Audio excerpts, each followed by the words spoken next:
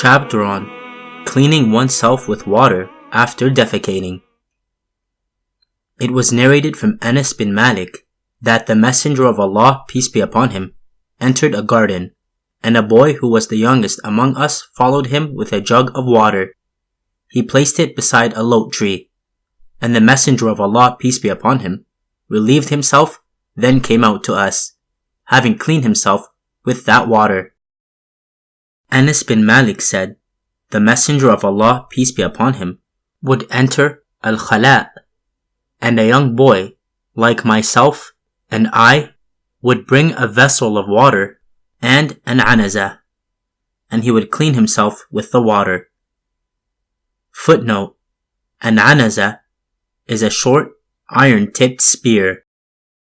It was narrated that Anas bin Malik said, the Messenger of Allah, peace be upon him, used to go out to relieve himself, and I would bring him water with which he would wash himself.